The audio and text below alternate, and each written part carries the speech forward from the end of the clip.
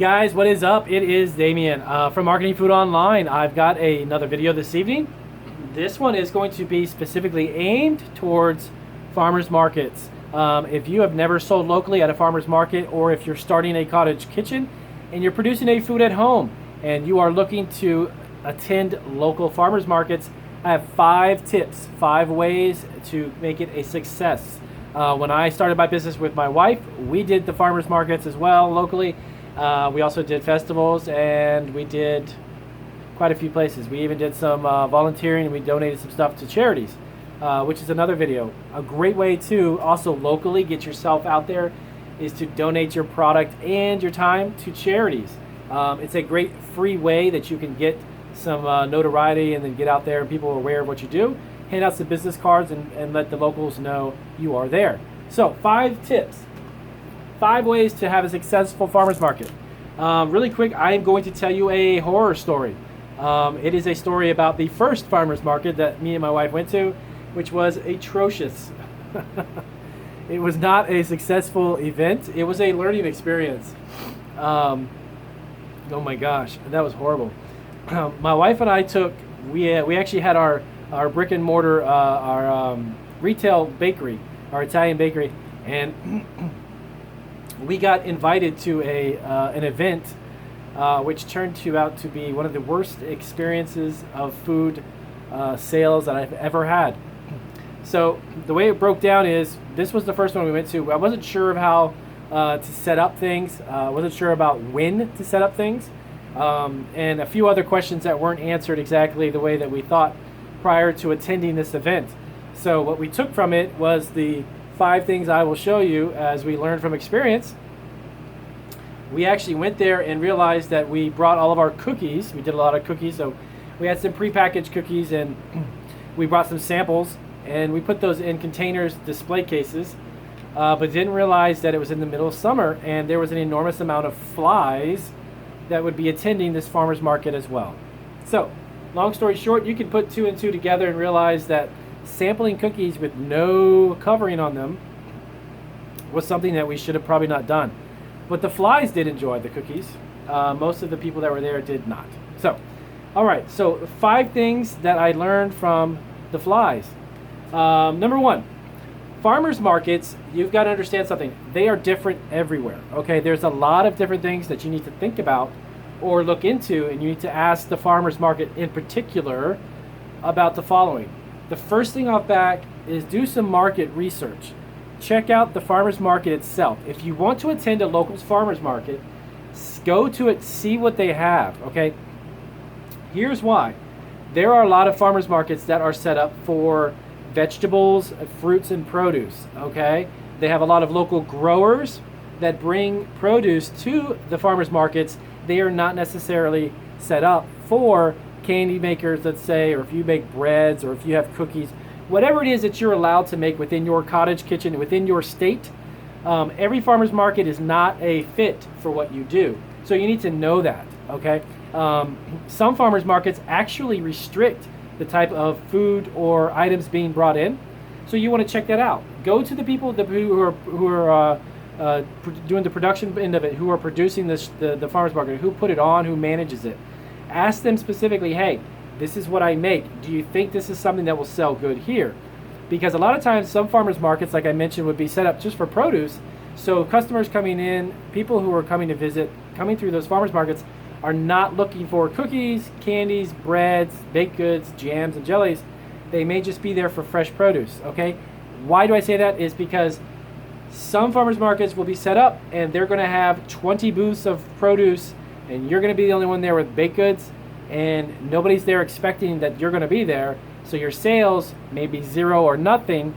And then a lot of cases, farmers markets charge fees to get in. Not only do they charge fees to get in, but then they'll charge you a percentage based on what you sell once you're there, okay? These are things you may not think about. So do your research, check it out first. Number 1, research. Research. Find out what is going in there, what is selling, what kind of stuff can you sell. Because they can restrict, they can tell you yes or no based on what they want to. They are governed, by the way, just like you know, farmers markets are there are certain aspects of farmers markets that are actually governed by local laws and state laws. But there are rules and regulations that the farmers market has the right to set up. And they can dictate whatever those might be as far as fees, percentages of what you sell, how big your booth is, what you can sell, what you can't sell. These are all different things to think about, okay? So do your research first. Find out first. The next one, actually I just covered 2 of the 5, which was actually that farmers markets set up their own rules and policies. Now, when they do that, keep in mind that they will tell you the type of booth that you can have, the size of the booth, when to be there, what time you have to actually take everything down. You got to kind of shut down your shop.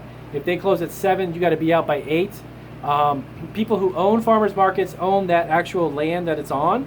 They're going to regulate to you what the rules are as far as participating in those, okay? Expect that in some cases,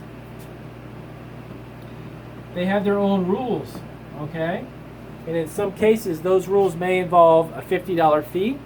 Some I've actually seen in certain states go up to several $100s to get in. But in those farmers markets, they're going to tell you, well, the traffic's going to be like 20,000 people. So if you've got $500 fee and you're going to sell, you have the potential to sell to 20,000 people, you're going to make that money back, okay? What you also want to know is your product, okay? And I know that maybe you may make a face to that and say, like, what does that mean? Know that your product, know what your product is, like the back of your hand. If I make cookies, okay, and I'm going to go to a farmer's market, and they have about 50 booths set up, and there's 4 people selling cookies, the likelihood that you should go to that farmer's market, in my opinion, is 0. Do not do that. Know your product. If your product is a baked good, and there's 7 people selling a similar baked good, chances are that your sales are going to be extremely low. Find farmers markets, and you can ask this. You can tell the people who manage it, say, look, this is what I make. How many of your vendors are actually selling a product like mine, or even is exactly like mine, okay? If you're selling a baked good product, now I don't want to deter you from what I just said. I do want to explain this to you. If you're selling a baked good product, and let's say it's a cookie. Now, there are 5 other vendors selling baked goods, but they're breads, scones, things that are not like your product. Thumbs up, do it, go for it, okay? But again, knowing your product, and if you go there and they've got 5 booths set up selling cookies, you're going to waste your money and your time, okay? So know your product.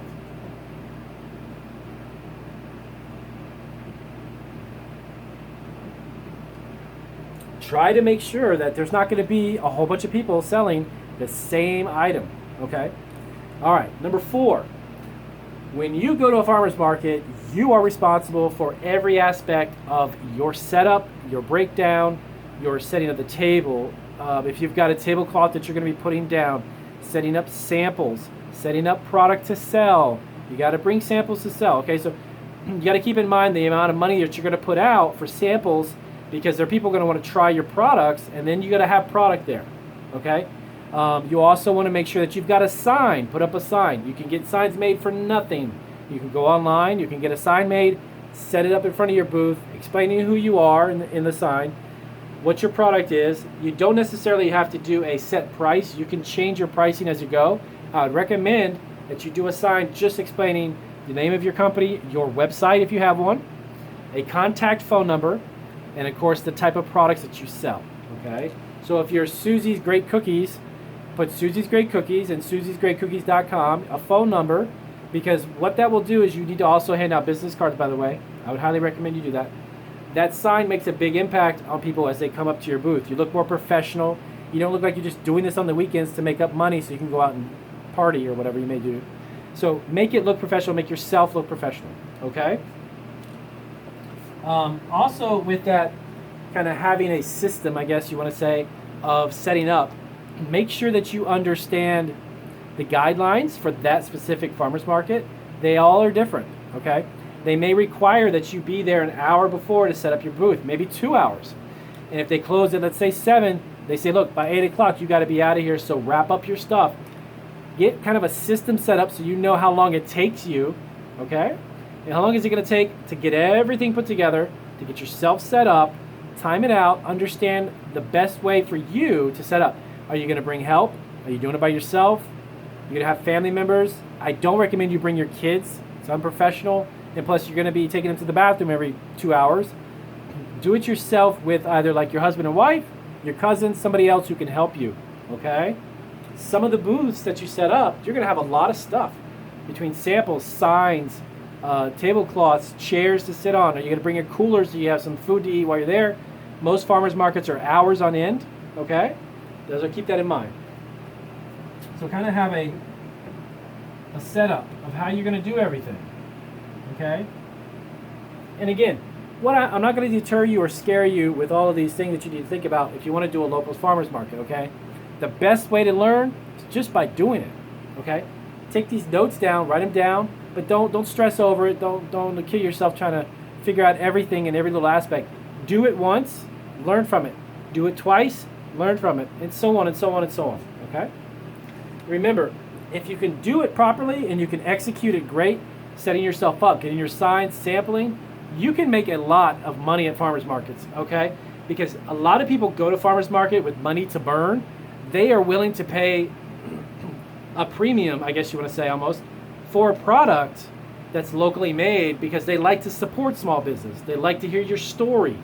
But the great thing is they come with cash, okay? And cash is just, it's phenomenal. When you start selling stuff with cash, it's just great. And I could do a whole separate video on that. So lastly, start small, okay? Start small. Don't go into this with the mentality that you're going to make $10,000 or a couple $1,000s on a weekend. You can think that if you want, but to be honest with you, when you start out from scratch, a few $100s or a couple $100s is great. If you can do over $1,000, that's fantastic, okay? But start just little by little. Start small, start incrementally, okay? If you want to think big and start small, that's always a good way. That's my philosophy. When I started out my business, I always saw myself as something much, much bigger than I was when I started. But realistically, start small. You don't know what you're doing at first. That's fine. You got to keep practicing and keep trying it, okay? And then from there, as I've always said before, it becomes a success locally. Get yourself into a commercial place and get yourself with a bigger system, bigger facility, bigger equipment, more people, and then you can grow from there, okay? So start small, but think big, okay? But remember, these 5 things are the best things to remember when you're going into a farmer's market or a festival even, those types of settings. Keep in mind the fees, keep in mind how big is your booth, when you're supposed to be there, how many people is it going to take for you to set up and break down. Ask all these questions, okay? And if you don't know, just simply ask. I hope that video helped you out. Definitely go out there and try farmers markets if you're selling locally. It is a big thumbs up from me. Great place to network also. You never know who is actually at farmers markets. You could even run into a local buyer for a food chain and say, hey, look, you know what? I'd love to take this to a whole nother level. I know some people you can get in touch with. You just never know. All right? So if you like my videos, as always, give me a thumbs up. If you don't, give me a thumbs down. That's fine. If you have questions, down below, as always. And I will see you on the next video. Thanks, guys.